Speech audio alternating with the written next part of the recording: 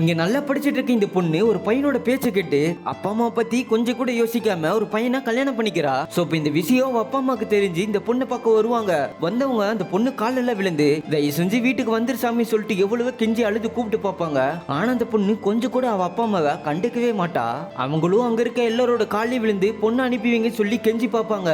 ஆனா அந்த பையன் அந்த பொண்ணை கூப்பிட்டு கார்ல கிளம்பிடுவான். பெத்த பொண்ணு பண்ணுன அசிங்கத்தை தாங்கிக்க முடியாம இவங்க ரெண்டு பேரும் கழுத்தறுத்துக்கிட்டு இறந்தே போயிடுறாங்க. ஆக்சுவலா அந்த பொண்ணை கல்யாணம் பண்ணிக்கிட்ட பையன் நல்லவளா கிடையாது, சரியான குடிகாரன். வேலைக்கெல்லாம் போகாம ஊரை சுத்திட்டு இருப்பான். இந்த பொண்ணோட ஃப்ரெண்ட்ஸ் எல்லாம் தன்னோட ஃப்ரெண்டு ரொம்ப கஷ்டப்படுறதா சொல்லி ஒருத்தர் கிட்ட வந்து கெஞ்சுவாங்க.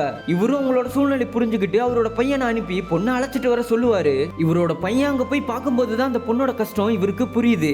இந்த பொண்ணோட அப்பா அம்மா எந்த குறையும் இல்லாம ரொம்ப கஷ்டப்பட்டு பொண்ணை சந்தோஷமா வளர்த்திருப்பாங்க. ஆனா இவனை கல்யாணம் பண்ணதுல இருந்து இந்த பொண்ணு கஷ்டத்தை மட்டும்தான் அனுபவிச்சுட்டு இருப்பா. இது எல்லாத்தையும் இவ ஹீரோ கிட்ட சொல்லி அழுதுட்டு இருக்கும் போது கூட அவ இந்த பொண்ணை அடிக்க வருவான். அப்ப ஹீரோ அதை பார்த்துட்டு அவனை போட்டு பயங்கரமா அடிச்சிடறான். சோ அந்த பொண்ணை தன்னுடைய கார்ல கூட்டிட்டு வரும்போது இந்த பொண்ணு அவ கட்டின தாலியை அறுத்து தூக்கி வீசிடுவா.